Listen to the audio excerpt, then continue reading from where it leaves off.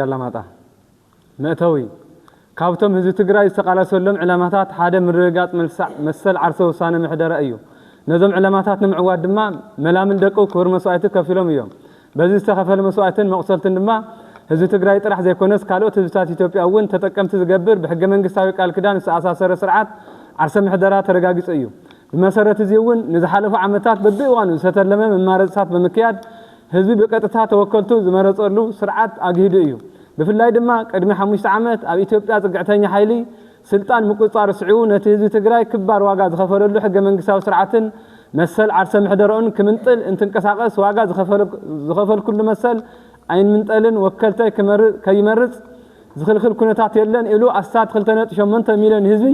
ዝተሳተፈሉ ዕውት መረፃ በምክያድ መሰል ዓርሰ ምሕደራው ፍጹም ከም ዘይደራደር ዳግም ማረጋጊጹ እዩ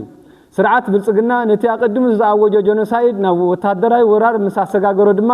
ህዝቢ ትግራይ ኣብ ጽላል መሪሕ ውድብ ህወሓት ዝምራሕ መንግስቲ ትግራይ ከቲቱ ብጽንዓት መኪቱ እዩ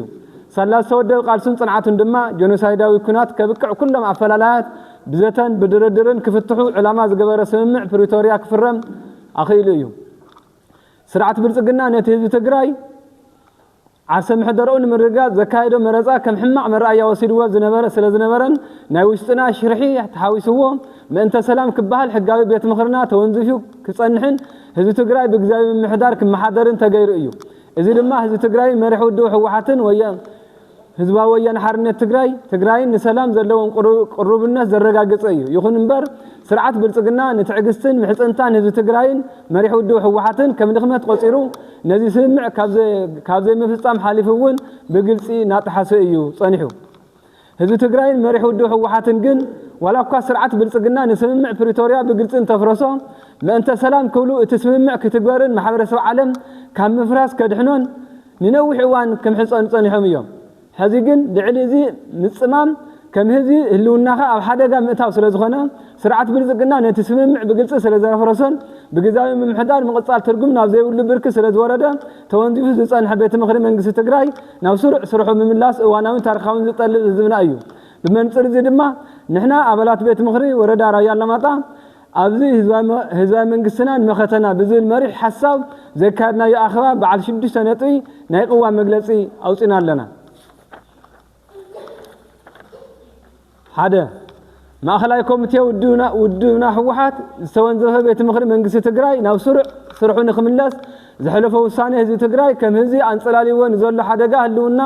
ዝተረድአን ህዝብና መቃለሲ ማእኸል ክህልዎ ዝገብርን ውሳኔ ስለዝኾነ ንተግባራነቱ ግቡእና ክንፍጽም ቃል ንኣቱ ካልኣይ ማእኸላይ ኮሚቴ ውድብና ህወሓት ዋላ እኳ እቲ ሓላፍነት ናይ ቤት ምኽሪ መንግስቲ ትግራይ እንተኾነ ኣብ ኣጣሻ ፈጸመ ኣካል መንግስቲ ትግራይ ንኹሎም ዓቕምታት መኸተ ዝሓቐፈ ክኾን ከም ዝግባእ ዘቐመጠ ኣንፈት ንህሉ ኩነታት መኸተና ዘገናዘበን ዓቕምታትና ወዲብና ንዝመፀና ብድሆታት ክንምክት ዘኽእል ውሳነ ስለዝኾነ ንተግባራነቱ እጃምና ክንዋፃእ ቃል ንኣቱ ሳልሳይ ንዕውትነት ስራሕቲ እዚ ኣብ ፈታኒ እዋን ህዝቢ ትግራይ ንምምራሕ ሓላፍነት ዝሽከም ዘሎ ቤት ምኽሪ መንግስቲ ትግራይ ካባናት ዝግበር ኩሉ ክንፍጽም ቃል ንኣቱ ራብዓይ ማእኸላይ ኮሚቴ ውድብና ህወሓት ምስ ስርዓት ብልጽግና ዘለዎ ኣፈላላት ብዘተን ብድርድርን ክፍትሑ ከም ዘለዎም ዘሕለፈ ውሳኔ ንመትከላዊ እምነት ህዝብናን ውድብናን ዝኾነ ሰላም ሕዚ እውን ዕድል ዝህብ ስለዝኾነ ካባናት ዝግበር ኩሉ ክንፍጽም ቃል ንኣቱ ሓምሻይ መላእ ኣብ ውሽጥን ወፃን እትርከብ ህዝብና እቲ ንዓመታት ዝተቃለስካሉ ክቡር መስዋዕቲ ዝኸፈልካሉን መሰል ዓርሰ ውሳነኻ ንምርግጋጽ ኣብ ዝግበር ቃልሲ ለምውን ከም ወትሩ ወሰናይ ተራኻ ከም ትዋፃእ ንተኣማምን ንሕና ኣመራርሓ ኣባላት ቤት ምኽሪ ወረዳ ራያ ኣላማጣ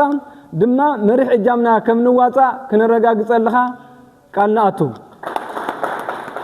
ሻርሻይ ንብሄራዊ ህልውናና ረብሓ ህዝቢ ትግራይን እትቃለሰሉ ፖለቲካዊ ውድባት ትግራይን ደገፍቲ ቃልስናን ኣብ ምርግጋጽ መሰል ዓርሰ ውሳነ ህዝቢ ትግራይ ኣብ እንገብሮ ቃልሲ ኣብ ጎንና ኮይንኩም ደገፍኩም ከም ትገልጹ ጻውዒትና ከም እናቀርብ ቃል ንኣቱ ህዝባዊ መንግስትና ንመኸተን ብሄራዊ ህላወና ዘለዓለማዊ ክብርን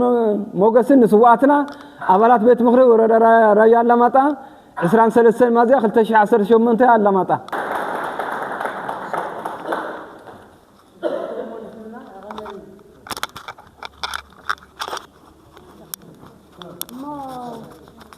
أنا خويني قلت فولي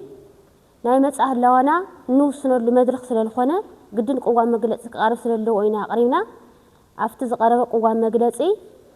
توسخي حساب كوسخلو تلو ويد ما كستخلو تاليو هذا خلت حساب نقبل